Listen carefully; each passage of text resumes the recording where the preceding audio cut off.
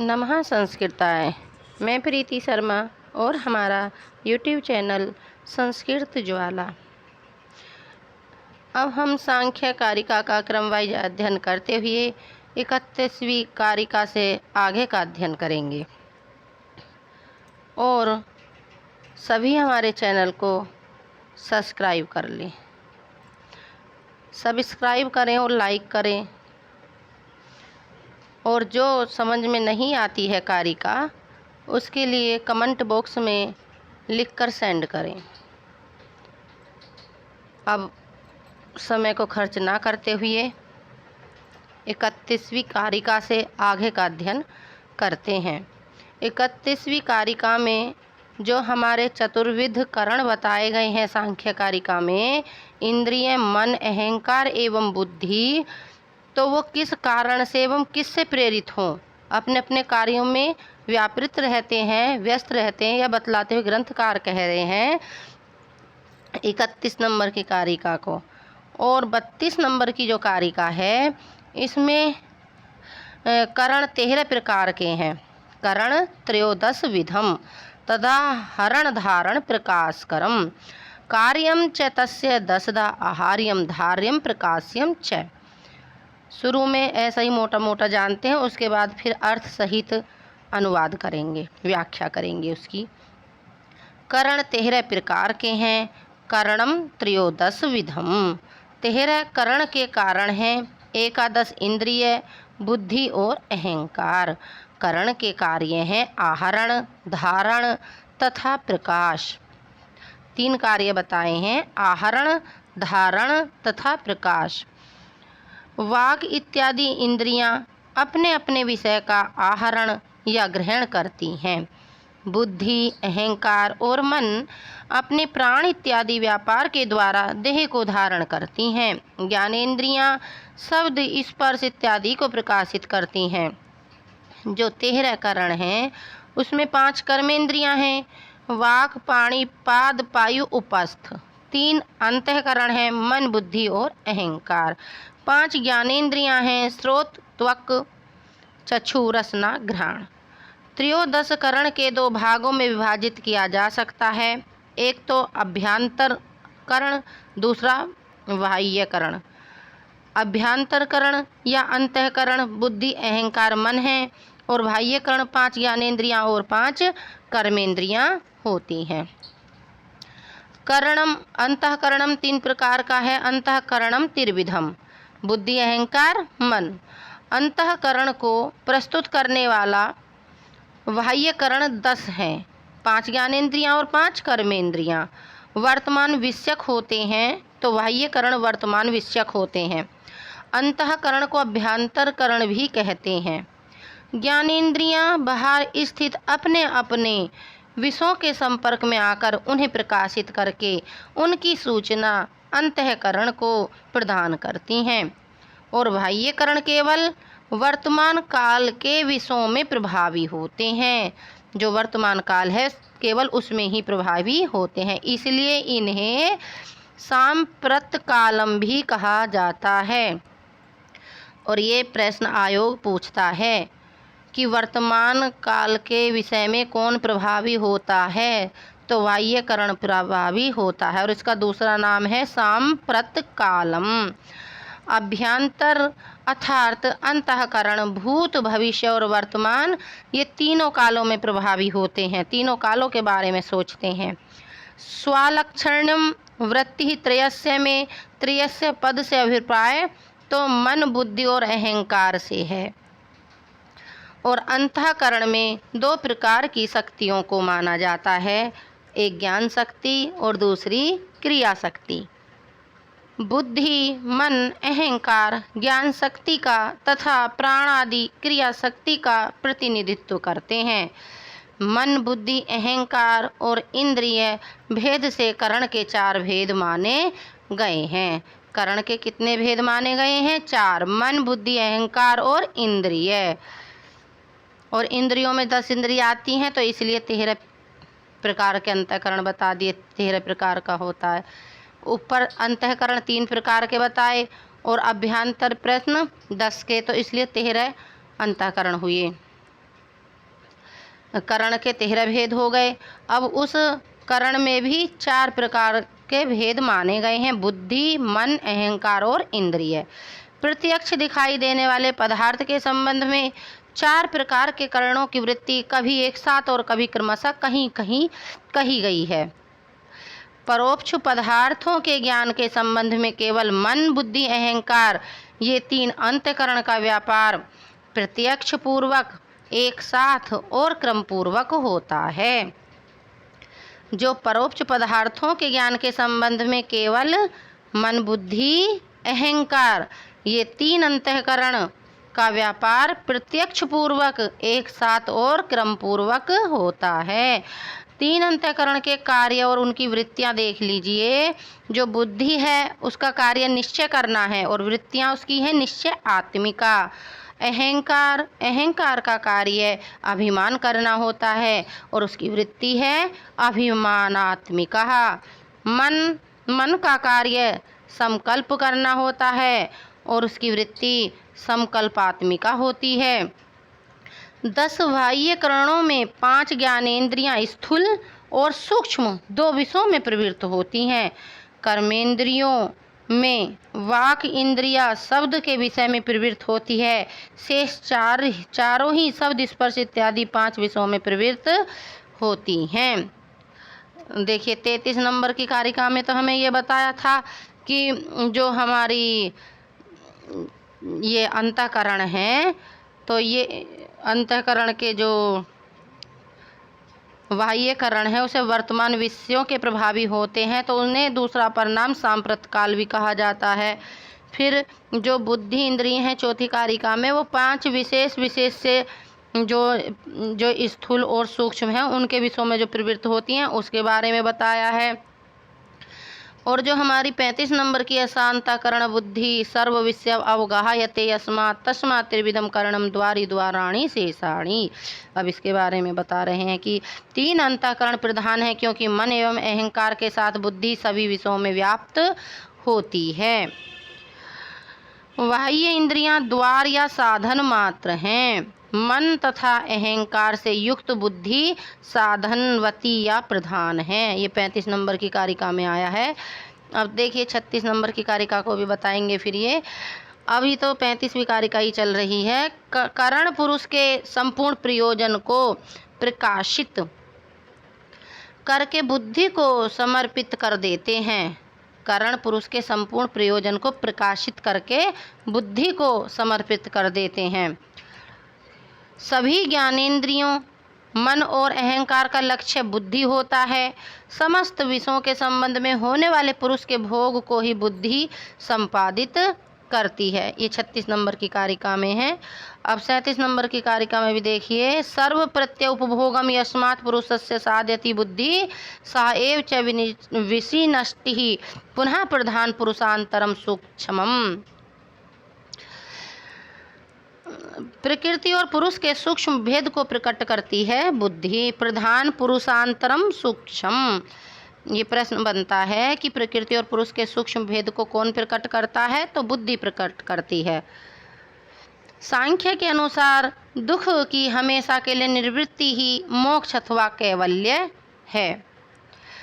सांख्य कारिकाकारों ने कैवल्य जो शब्द यूज करा है वो मोक्ष के लिए किया है। धर्म, अर्थ, काम, मोक्ष जो 4 पुरुषार्थ होते हैं, तो इन्होंने मोक्ष के स्थान पर कैवल्य शब्द प्रयोग किया है। पंच तन्मात्रा अर्थात शब्द, स्पर्श, रूप, रस, गंध ये सूक्ष्म विषय हैं। जो पंच तन्मात्रा हैं 2 दिन से हम पढ़ते आ रहे हैं, आपको याद हो गया होगा। शब्द, स्पर्श, रूप, रस, गंध ये सूक्ष्म विषय हैं। और जो पंच तन्मात्राओं से पंच महाभूत की उत्पत्ति होती है वो आकाश आदि पंच महाभूत विशेष अर्थात स्थूल कहे जाते हैं।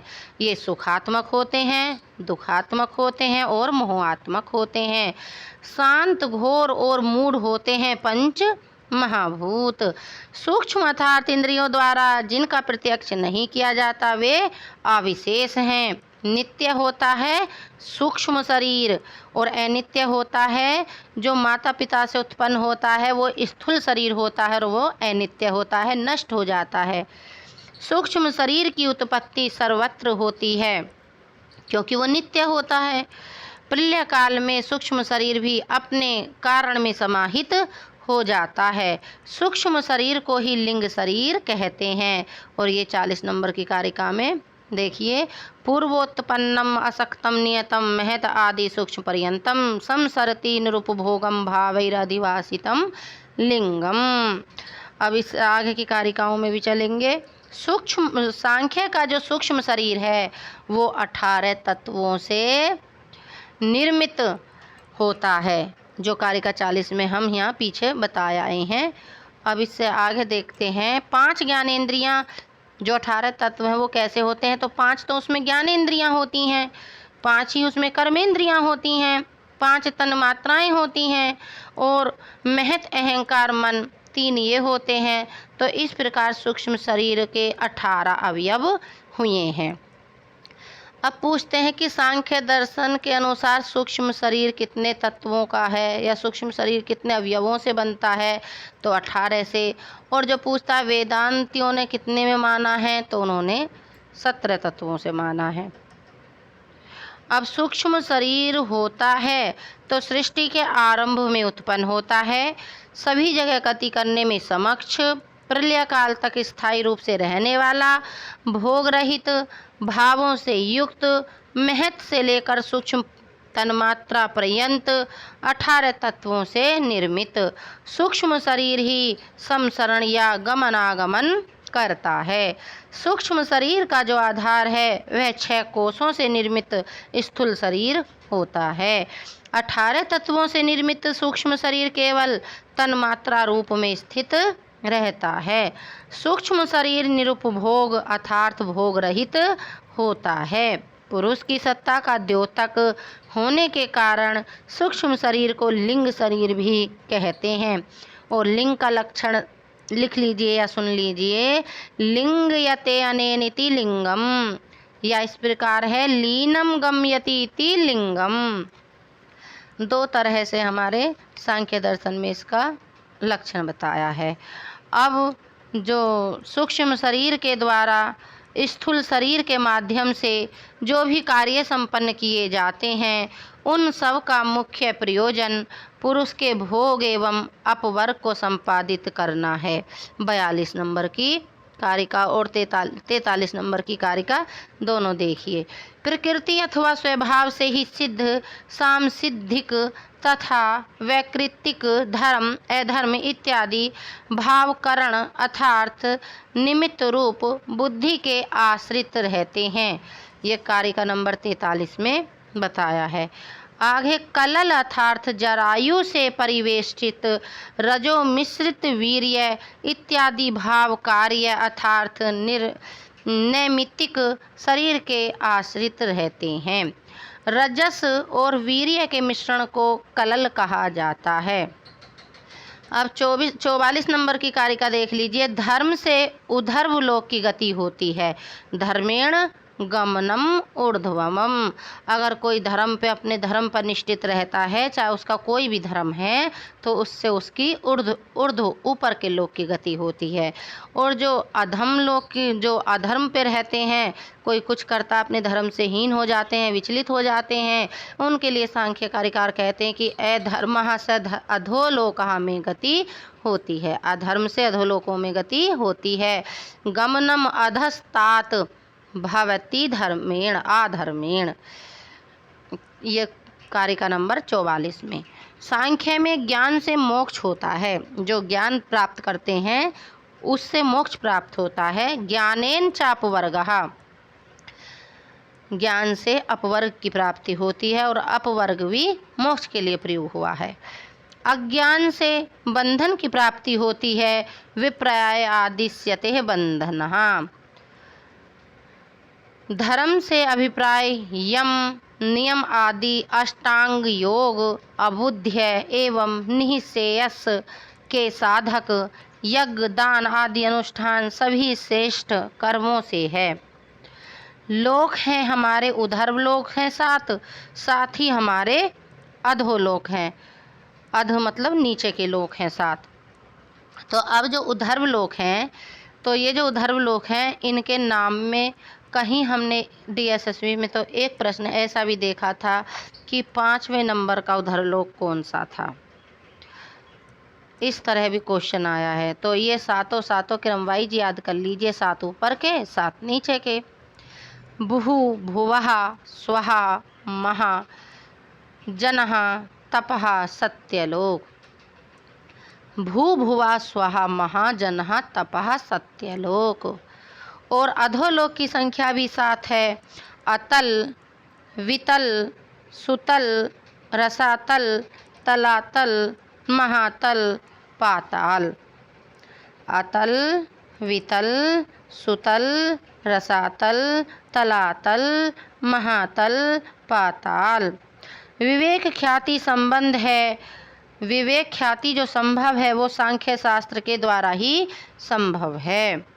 अब जो बुद्धि जो भावों के जो फल हैं जो बताए हैं, धर्म के और अधर्म के, ज्ञान के और अज्ञान के, तो धर्म तो उधरलोक की प्राप्ति करता है, अधर्म अधोलोक की प्राप्ति करता है, ज्ञान मोक्ष की प्राप्ति करता है और अज्ञान बंधन की प्राप्ति करता है। अब 45 नंबर की कारिका और देख लीजिए। वैराग्य से प्रकृति लय होता है, वैराग्यात प्रकृति लयः। रजोम्य राग से संसरण होता है, संसारो भवति राजसात रागात। ऐश्वर्य से इच्छा की सफलता होती है, ऐश्वर्यात आविघात। ऐश्वर्य के अभाव से इच्छा की सफलता का हनन होता है, विप्रयात तत्व विप्रयासः।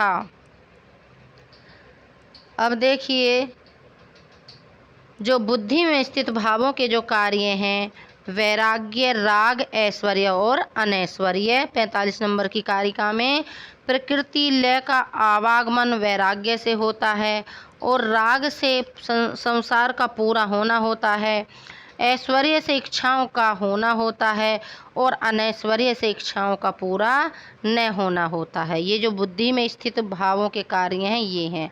और ऊपर भी बुद्धि के भावों के फल बताए थे, कौन कौन से फल प्राप्त होते हैं। अब आगे, इससे आगे सृष्टि के भेद आ जाएंगे, वो हम कल करेंगे, लेकिन इससे पहले हम कारिकाओं का क्रम वाइज अर्थ करेंगे, अनुवाद करेंगे। 41 नंबर की कारिका देखिए।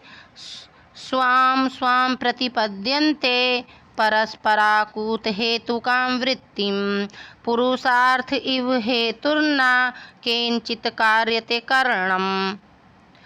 परस्पराकूत हेतुकाम, ये अर्थ बता रहे हैं। अब एक दूसरे के अभिप्राय को जानने के कारण होने वाली, जो एक दूसरे के अभिप्राय को जानने के कारण होने वाली, स्वाम स्वाम अपनी अपनी को, वृत्तिम व्यापार को, प्रतिपद्यन्ते प्राप्त करते हैं, अपनाते हैं, पुरुषार्था पुरुष का प्रयोजन, हेतु प्रेरक या प्रयोजक, केंचित किसी के द्वारा, कार्यते कराया जाता है।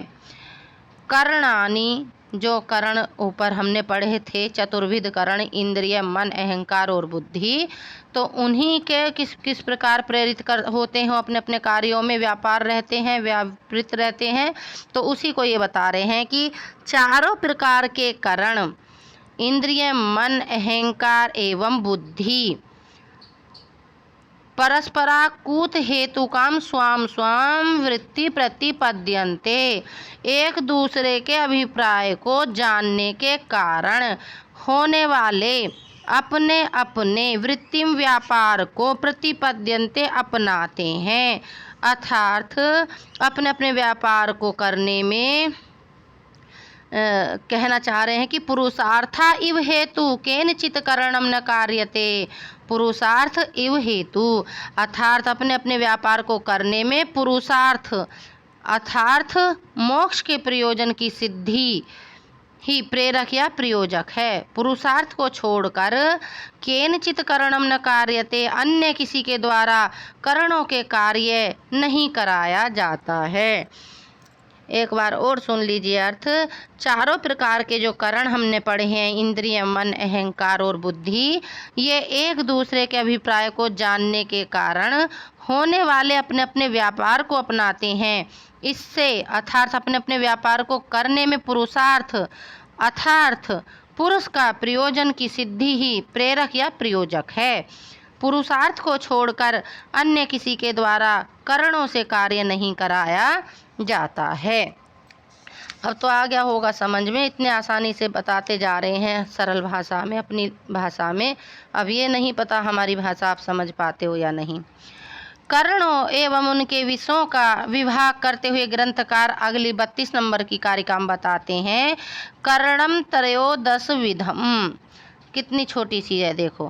करणम त्रयोदश विधम तत आहरण धारण प्रकाशकरम कार्यम च तस्य दशधा आहार्य धार्य प्रकाश्यम च। त्रयोदश विधम 13 प्रकार के, तत् से लेंगे करण से अभिप्राय, आहरण धारण प्रकाशकरम आहरण व्याप्त करना और फिर धारण करना और प्रकाश करने वाला, 3 प्रकार का बता दिया। आहरण करने वाला, व्याप्त करने वाला, धारण करने वाला और प्रकाश करने वाला। आहार्यम व्याप्त करने योग्य, धार्यम धारण करने योग्य, प्रकाश्यम प्रकाशित करने योग्य, कार्यम विषय 10 प्रकार का कह रहे हैं। अब ये अर्थ देख लीजिए। करणम त्रयोदश विधम तत् आहरण धारण प्रकाश्यम, करण 13 प्रकार के हैं, ये विषयों का आहरण धारण और प्रकाशन करते हैं। तस्य आहार्यम धार्यम प्रकाश्यम च कार्यम 10, उनके आहार्य व्याप्त करने योग्य, धार्य धारण करने योग्य और प्रकाश्य प्रकाशित करने योग्य कार्य या विषय 10 प्रकार के हैं। अब इससे आगे देखिए 33 नंबर की जो कारिका है उसमें कह रहे हैं कि पूर्व चर्चित 13 प्रकार के करणों का अंतःकरण और बाह्यकरण के रूप में वर्गीकरण का विभाजन करते हुए ग्रंथकार कहते हैं। अंतःकरण त्रिविधम 10 बाह्य त्रयस्य विशाख्यम सांप्रतकालम बाह्यम त्रिकालम अभ्यंतरम करणम। अब देखिए कितना इम्पोर्टेंट कारिका है ये, बहुत इससे प्रश्न आता है। पहले शब्दार्थ देखते हैं। अंतःकरण, अंतःकरण भीतरीकरण, त्रिविधम 3 प्रकार के, त्रयस्य 3 अंतःकरणों के, विशाख्यम विषयों का उपस्थित करने वाले, विषयों को जो उपस्थित करते हैं उनको, बाह्य बाहरी जो करण हैं जो हमारी इंद्रियां हैं 10 प्रकार की, 10 प्रकार के, बाह्यम करण बाहरी करण, सांप्रत कालम वर्तमान कालिक वर्तमान काल के पदार्थों को विषय बनाने वाले, अभ्यंतरम भीतरी, त्रिकालम त्रकालिक त्रैकालिक भूत भविष्यत एवं वर्तमान, इन तीनों कालों के पदार्थों को विषय बनाने वाले हैं। अब इसका अर्थ देख लीजिए। अंतःकरणम त्रिविधम, अंतःकरण बुद्धि अहंकार एवं मन के रूप में 3 प्रकार के होते हैं। त्रयस्य विशाख्यम बाह्य 10, इन 3 अंतःकरणों के विषयों को उपस्थित करने वाले बाहरी करण 5 ज्ञानेंद्रियां और 5 कर्मेंद्रियां 10 प्रकार के होते हैं। बाह्यकरण सांप्रतक कालम, जो बाह्यकरण हैं वो वर्तमान कालिक होते हैं अर्थात वर्तमान काल के पदार्थों को विषय बनाते हैं। कौन? जो बाहरी करण होते हैं, जो हमारी इंद्रियां होती हैं। और आगे देखिए फिर अभ्यंतरम करणम त्रिकालम भवति, और जो भीतरी करण हैं अंतःकरण त्रिकालिक होते हैं। 3 काल भूत भविष्य और वर्तमान काल, इन तीनों कालों के पदार्थों को विषय बनाते हैं। अब हमारी देखिए शुरू की कारिकाएं थोड़ी अर्थ ज़्यादा दे रही थी, ये थोड़ा छोटा छोटा मेन लिखा है, मेन अर्थ जान लेते हैं तो ये कारिका समझ में आसानी से आ जाती हैं। बाह्य इंद्रियों के विषय का विवेचन करते हुए कारिकार फिर आगे कहते हैं, बुद्धि इंद्रियाणि तेषां 5 विशेषा विशेष विषयाणि ही, वाग् भवति शब्द विषया शेषाणि तो 5 विषयाणि ही। तेषाम उनमें बाह्य इंद्रियों में बुद्धि इंद्रियाणि ज्ञानेन्द्रियां विशेषा विशेष विषयाणि विषयों अर्थात स्थूलभूत एवं आविष्यों अर्थात सूक्ष्म भूतों या तन्मात्राओं को विषय बनाने वाली वाक वाणी शब्द विषया शब्द को विषय बनाने वाली शेषाणी अविष्ट कर्मेंद्रियां अर्थात हाथ पैर गुदा एवं जनेन्द्रिय पंच विषयाणी शब्द स्पर्श रूप रस गंध इन पांचों को विषय बनाने वाली बनती हैं। अब अर्थ देखते हैं। तेषाम पंच बुद्धि इंद्रियाणी विशेषा विशेष विषयाणी उन पूर्व चर्चित जो बाह्य इंद्रियां थीं उनमें 5 ज्ञानेन्द्रियां विशेषों अर्थात स्थूलभूत एवं अविशेषों अर्थात सूक्ष्मभूत या तन्मात्राओं को विषय बनाती हैं। वाक आगे देखिए, वाक शब्द विषया भवति शेषाणी तो पंच विषयाणी भवन्ति। वाणी शब्द को विषय बनाती हैं एवं अवशिष्ट कर्मेंद्रियां जो बाकी बची हुई हैं शब्द स्पर्श रूप रस एवं गंध इन पांचों को विषय बनाती हैं। अब इससे आगे हमारी 35 नंबर की कारिका है जिसमें करण जो अंतःकरण और बाह्यकरण हैं उनमें कौन प्रधान है और कौन उनके साधन या सहकारी हैं ये बताते हैं। अब इस कारिका में सा अंतःकरणः बुद्धि सर्वविषयाम अवगाहते यस्मात् तस्मात् त्रिविधम करणम द्वारी द्वाराणि शेषाणि। द्वारी द्वाराणि शेषाणि द्वारी प्रधान होता है और द्वाराणि अप्रधान होता है। यस्मात् यत जो चूँकि सा अंतःकरणों के सहित अवगाहते अवगहन करती हैं यथार्थ स्वरूप का निश्चय करती हैं। तस्मात् इसलिए त्रिविधम 3 प्रकार का द्वारी द्वार या साधन वाला प्रधान शेषाणी अवशिष्ट द्वाराणी द्वार या साधन। यस्मात् अर्थ देख लीजिए। अब यस्मात् सा अंतःकरणः बुद्धि सर्वं विषयम अवगाहते यथा अन्य अंतःकरणों अहंकार और मन के सहित बुद्धि सब विषय का अवगाहन करती है अर्थात उसके स्वरूप का निश्चय करती है। तस्मात् त्रिविधम करणम द्वारी शेषाणी करणानि द्वाराणि सन्ति। इसीलिए 3 प्रकार के जो करण हैं बुद्धि अहंकार और मन यह अंतःकरण द्वार या साधन वाले अर्थात प्रधान हैं और अवशिष्ट करण अर्थात बाह्य इंद्रियां द्वार या साधन मात्र हैं अप्रधान हैं। कहने का आश्रय अप्रधान है। अब 36 नंबर की कारिका देखिए। सभी जो करण अंतःकरण बाह्य करण है उनमें बुद्धि की प्रधानता बताते हैं। एते प्रदीप कल्पः परस्पर विलक्षणः गुण विशेषः कृत्सनं पुरुषस्य अर्थ प्रकाश्य बुद्धो प्रयच्छन्ति। प्रदीप कल्पा दीपकों के समान परस्पर विलक्षण एक दूसरे से विलक्षण गुण विशेष सत्व रजस एवं तमस गुणों के विकार रूप कृतसनम समग्र अर्थम अभिष्ट को प्रयोजन को प्रकाश से प्रकाशित कर प्रयक्षन्ति देते हैं समर्पित करते हैं। एते प्रदीप कल्पः परस्पर विलक्षणः गुण विशेषः पुरुषस्य। एते प्रदीप कल्पः दीपकों के समान परस्पर विलक्षण एवं एक दूसरे से विलक्षण गुण विशेषः ये गुणों के विकार रूप करण पुरुषस्य कृत्सनम पुरुष के समग्र अभिष्ट या प्रयोजन को अर्थात समग्र पुरुषार्थ को अर्थम प्रकाश से बुद्धो प्रेक्षयन्ति ही समग्र पुरुषार्थ को बुद्धि के लिए समर्पित कर देते हैं। और 47 नंबर की कारिका देखिए। बाह्य इंद्रियां मन और अहंकार ये सब करण सभी विषयों को बुद्धि को ही क्यों सौंपते हैं ये बताते हैं कारिकार कि सर्वं प्रति उपभोगम यस्मात् पुरुषस्य साधयति बुद्धि स एव च विषिनष्टि पुनः प्रधान पुरुषांतरम सूक्ष्मम। शब्दार्थ देख लीजिए। यस्मात् चूँकि सर्वम प्रति समस्त शब्द आदि विषयों के संबंध में उपभोगम उपभोग या भोग को साधयति साधती है, संपादित करती है। प्रधान पुरुषांतरम प्रकृति और पुरुष के भेद को विशिनष्टि ही प्रकट करती है या उभारती है। अब इसका अर्थ देख लीजिए। यस्मात् बुद्धि पुरुषस्य सर्वं प्रति उपभोगम साध्यति, क्योंकि बुद्धि पुरुष के समस्त शब्दादि विषयों के संबंध में होने वाले भोग को साधती है या संपादित करती है।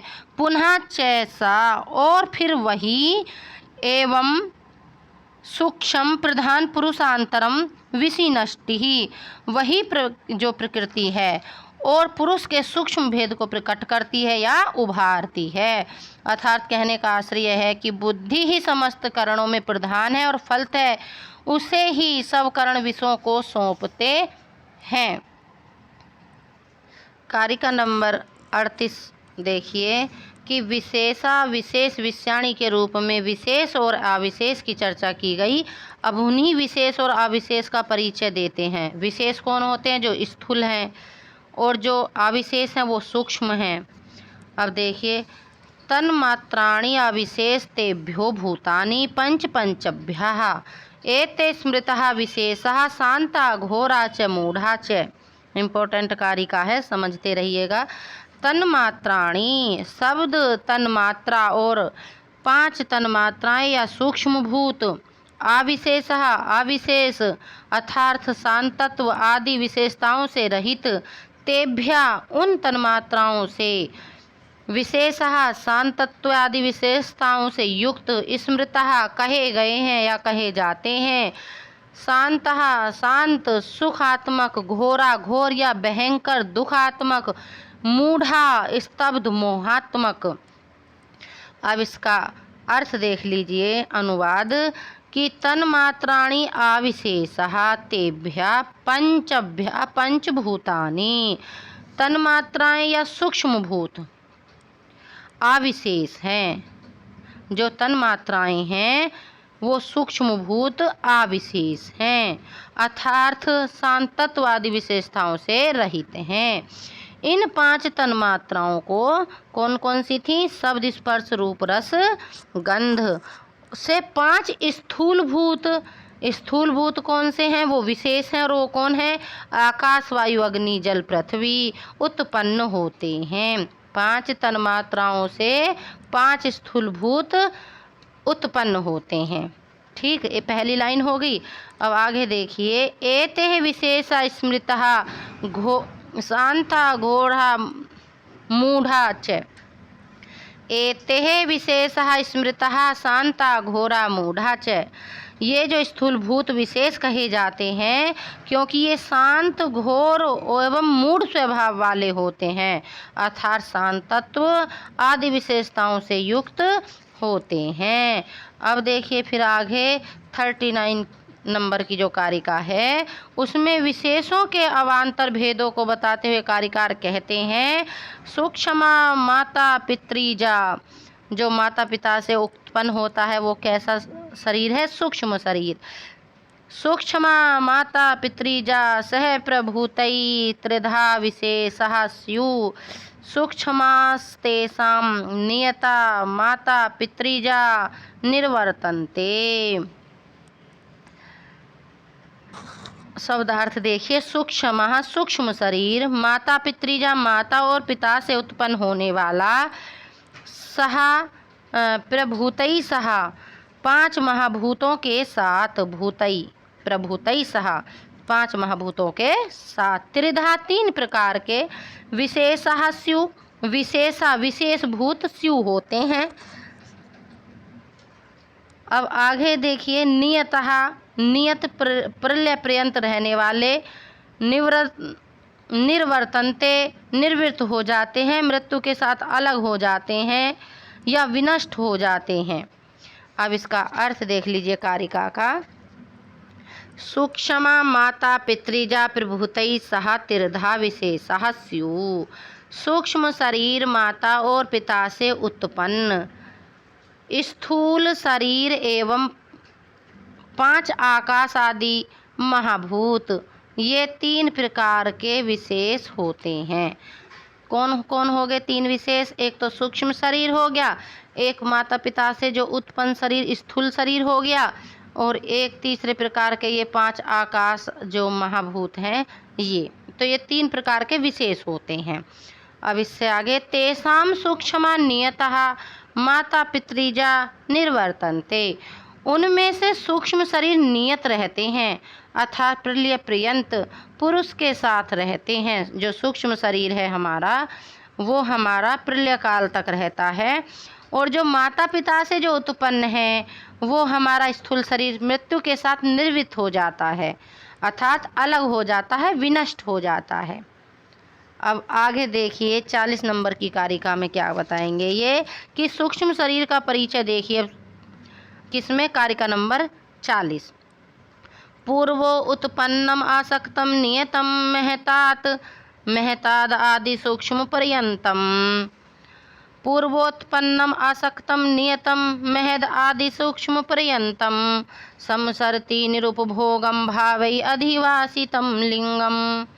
पूर्वोत्पन्नम, पूर्व में सृष्टि के प्रारंभ में उत्पन्न, आसक्तम अप्रतिहत रूप से सर्वत्र शिला आदि में प्रवेश करने वाला, नियतम महाप्रलय पर्यंत एक ही बना रहने वाला, महत आदि सूक्ष्म पर्यंतम, महत तत्व से लेकर तन मात्रा पर्यंत तत्व, महत तत्व अहंकार मन सहित 11 इंद्रियां एवं 5 तन मात्राओं से जो संगठित होने वाला है वह निरुपभोगम, स्थूल शरीर के बिना उपभोग रहित, भावई, भावई में धर्म अधर्म आदि भावों से, अधिवासितम, संस्कृत या संस्कार या वासना से युक्त, लिंगम सूक्ष्म शरीर, समसरती समसरण करता है अर्थात विभिन्न जन्मों में गमन करने के रूप में विभिन्न स्थूल शरीरों को ग्रहण करता है और छोड़ता है। अब इसका अर्थ देख लिए, पूर्वो उत्पन्नम आसक्तम नियतम, पूर्व में अर्थात सृष्टि के प्रारंभ में उत्पन्न होने वाला, अप्रतिहत रूप से सर्वत्र प्रवेश करने वाला, महद आदि सूक्ष्म पर्यंतम निरुपभोगम, महाप्रलय पर्यंत तक एक ही बना रहने वाला, महतत्व से लेकर तन मात्रा पर्यंत तत्व जो महत अहंकार मन सहित 11 इंद्रियों एवं 5 तन्मात्राओं से संगठित वाला, ये 18 तत्व हो गए हैं। स्थूल शरीर के बिना उपभोग रहित, निरुपभोगम उपभोग रहित, भावई, भावई धर्म अधर्म आदि भावों से अधिवासित, वासित इन भावों से संस्कार से युक्त हुआ सूक्ष्म शरीर करता है, लिंगम संसरति, इन भावों से संस्कार होता हुआ युक्त होता हुआ सूक्ष्म शरीर संसरण करता है अर्थात विभिन्न जन्मों में जो अनेक जन्म होते हैं उनमें गमन करने के रूप में विभिन्न स्थूल शरीरों को ग्रहण करता है और छोड़ता है। जो हमारा सूक्ष्म शरीर है वो हमारे इस स्थूल शरीर का उपभोग करता है, विभिन्न रूपों में जन्म लेता है और फिर छोड़ देता है। अब इससे आगे 41 नंबर की कारिका में क्या बताते हैं ये कहते हैं कि सूक्ष्म शरीर आविशेष या तन्मात्राओं से रहित नहीं होता अपितु उनसे युक्त ही होता है। और कहते हैं कारिका 41, चित्रम यथाश्रयम अतेह, ये ऋते है, यहाँ पर देख लीजिए अमृते लिखा है इन्होंने, अच्छा जी ऋते कर लीजिए। चित्रम यथाश्रम ऋते स्थाणवादिभ्यो विना यथा छाया तद्वद विना विशेषैर्न तिष्ठति निराश्रयम लिंगम। आश्रयम ऋते, देखिए आ गया ना, आश्रम ऋते, मकार को अलग कर लीजिए, रिकार को अलग कर दीजिए तो ऋते निकल ही आएगा। आश्रम ऋते, आश्रय या आधार के बिना, तिष्ठति ठहरता है, स्थित रहता है, स्थाणव आदि स्थाणवादिभ्या बिना, स्तंभ आदि के बिना, तद्वत उसी प्रकार, अविशेषई बिना, तन्मात्राओं या सूक्ष्म भूतों के बिना, लिंगम सूक्ष्म शरीर, निराश्रयम निराधार होता है। अब अर्थ देखिए, यथा आश्रयते ऋते चित्रम न तिष्ठति, जिस प्रकार आश्रय या आधार के बिना चित्र नहीं रह सकता। जब हम किसी का चित्र कहीं पे बनाएंगे तो हम ऐसी हवा में पेंसिल थोड़ी ना घुमाएंगे, कुछ ना कुछ आधार लेंगे, कोई पेच लेंगे या कोई दीवार पे बनाएंगे या कोई धरती पे बनाएंगे, कहीं ना कहीं उसका आधार होता है, तभी वो ठहरता है, वरना वो नष्ट रहता है। न तिष्ठति यथा स्थाणवादिभ्या बिना छाया न तिष्ठति, और जिस प्रकार स्तंभ आदि के बिना छाया नहीं ठहरती है, तो छाया भी नहीं ठहरती। जैसे हम हैं, हम चलते हैं तो छाया चलती है, और जब स्तंभ हम एक जगह स्तंभ हो जाते हैं, रुक जाते हैं, तो हमारी छाया भी रुक जाती है, वो भी ठहर जाती है। उसी के प्रकार का बता रहे हैं, तद्वद उसी प्रकार से अविशेष अर्थात तन्मात्राओं या सूक्ष्म भूतों के बिना लिंगम निराश्रयम न तिष्ठति, तो उन तन्मात्राओं या सूक्ष्म भूतों के बिना सूक्ष्म शरीर अर्थात तन्मात्राओं से अतिरिक्त अवशिष्ट बुद्धि आदि 13 संगठक तत्वों का जो समुदाय है वो निराश्रय या निराधार होता हुआ स्थित नहीं रह सकता। अब 42 नंबर की कारिका देखते हैं।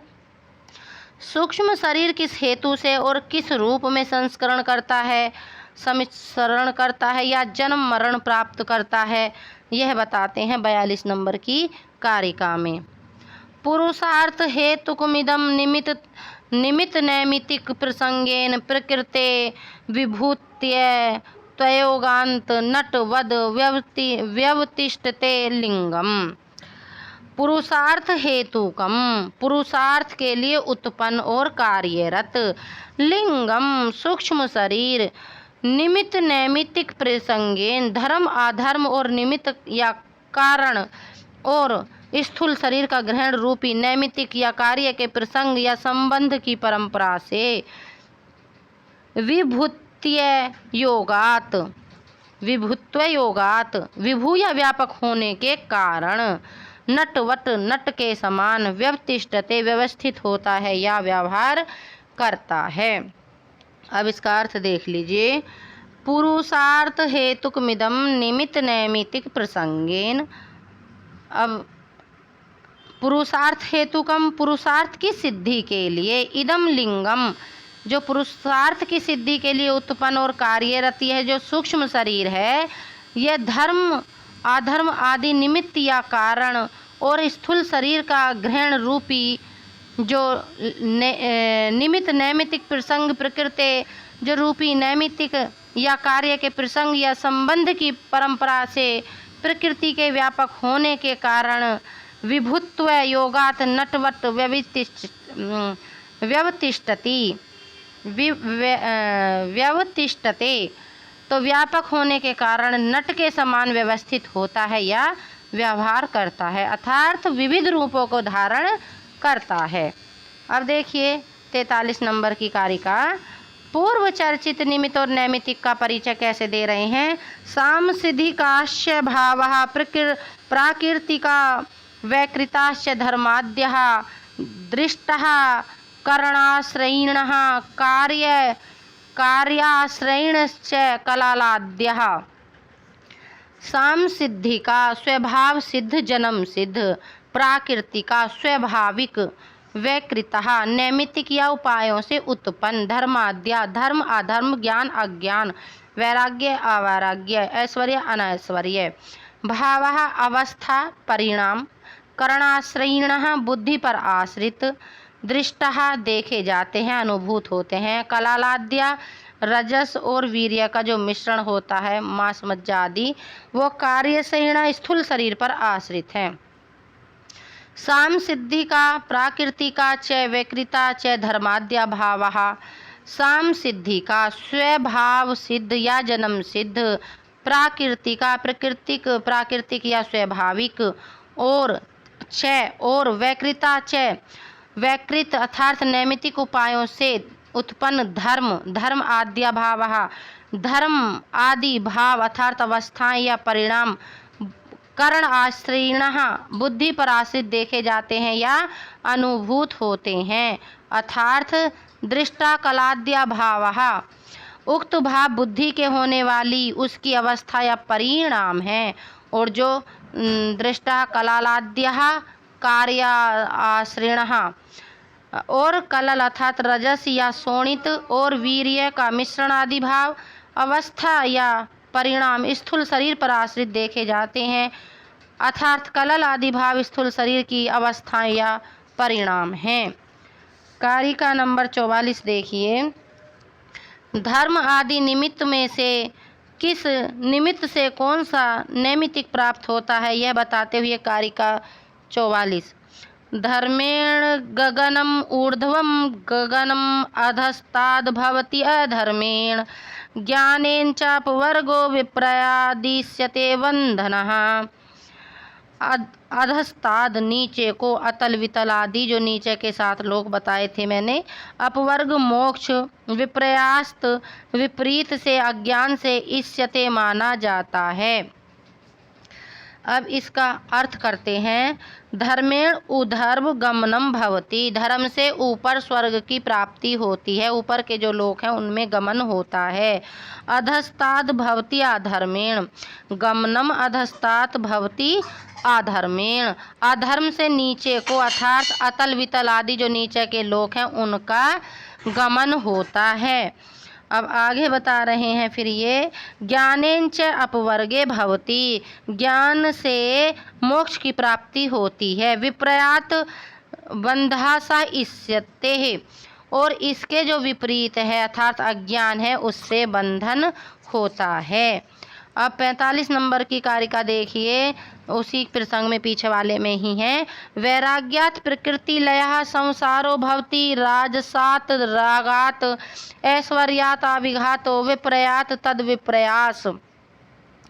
प्रकृति लयः प्रकृति में लय, प्रकृति रूप हो जाना। राजसात रजोगुण से उत्पन्न या रजोगुण प्रधान से। अविघाता इच्छा की पूर्ति में बाधा या रुकावट या भाव सफलता।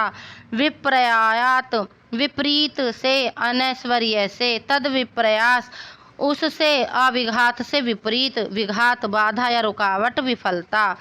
कह रहे हैं कि वैराग्यात प्रकृति लया भवति वैराग्य से प्रकृति में लय होता है।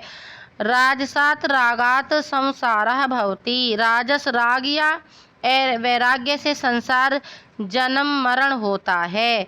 ऐश्वर्यात अविघाता भवति ऐश्वर्य से किसी इच्छा की पूर्ति में बाधा या रुकावट नहीं होती। विप्रयात तद विप्रयास भवति उसके विपरीत से अर्थात अनैश्वर्य से उसकी विपरीतता अर्थात इच्छा की पूर्ति में बाधा या रुकावट होती है। अतः सभी को सुनने के लिए बहुत बहुत धन्यवाद। आज यहीं पर रोकते हैं 45 नंबर की कारिका तक, इससे आगे अगले वीडियो में। सभी को नमः संस्कृताय और चैनल को लाइक और सब्सक्राइब करना ना भूलें।